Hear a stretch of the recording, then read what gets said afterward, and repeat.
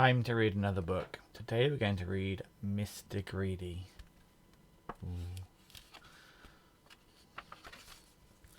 Mr. Greedy liked to eat. In fact, Mr. Greedy liked to eat, and the more he ate, the fatter he became. And the trouble was, the fatter he became, the more hungry he became. And the more hungry he became, the more he ate. And the more he ate, the fatter he became. And so it went on. And there he is, eating some cake.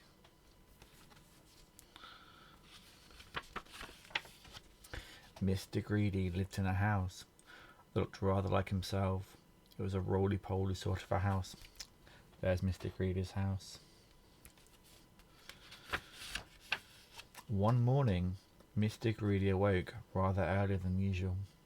He'd been dreaming about food, as usual, and that had made him wake up feeling hungry, as usual. So Mr. Greedy got up, went downstairs, and ate the most enormous breakfast. There's Mr. Greedy in bed dreaming.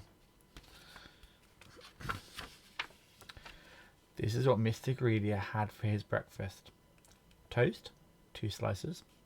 Cornflakes, 1 packet. Milk, 1 bottle. Sugar, 1 bowlful. Toast, 3 slices. Eggs, 3 boiled. Toast, 4 slices. Butter, 1 dish. Marmalade, 1 pot. And that's some of the food he was eating. When he had finished his enormous breakfast, Mr. Greedy sat back in his chair, smiled a very satisfied smile, and thought, "That was a delicious breakfast," he thought to himself. "Now I wonder what would be nice to have for lunch." He decided, in order to work up an appetite for lunch, he would go for a long walk. And there's Mr. Greedy looking very full. That morning, Mr. Greedy walked and walked and walked. Then he discovered a cave. "That's funny," he thought. "I don't remember seeing that there before." There's Mr. Greedy walking. Mr. Greedy, being a curious sort of fellow, decided to explore. He entered the dark cave. Inside, he discovered some giant steps leading upwards. Mr. Greedy, being a curious sort of a fellow, decided to climb them. They were very steep and very difficult to climb, but with much huffing and puffing, Mr. Greedy climbed up, and there he is with the giant stairs. At the top of the steps, Mr. Greedy came to a door. It was, without doubt, the biggest door that Mr. Greedy had ever seen, and it wasn't quite shut. Mr. Greedy, being a curious sort of a fellow, decided to see what's on the other side of that door. So, Mr. Greedy squeezed himself through the crack in the door, and there, before him, was an amazing sight. The biggest room in the world. And there he is trying to squeeze through the doorway. The floor was as big as a field. The table in the middle of the floor was as big as a house, and the chairs around it were as high as trees. Mr. Greedy felt very small.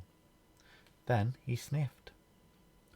Coming from somewhere up on top of that gigantic table was the most delicious foody smell that Mr. Greedy had ever smelled.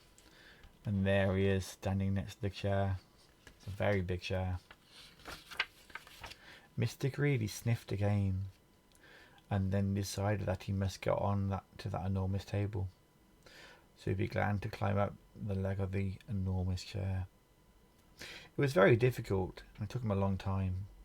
But eventually, Mr. Greedy stood on the table. Everything was larger than life.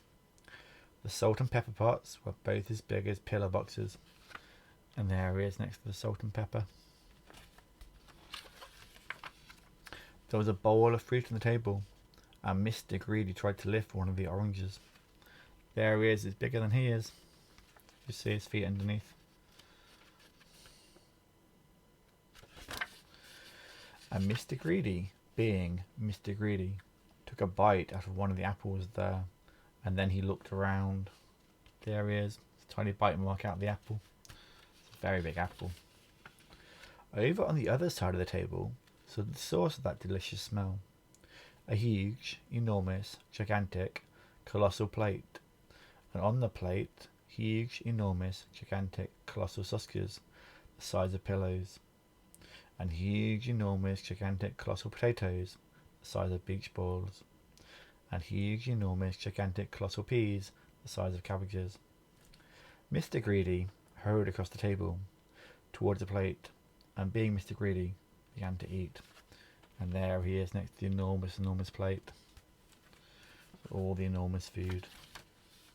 Suddenly, a shadow fell across the plate, and Mr. Greedy found himself being picked up by a giant hand, and looking into the eyes of a real live giant.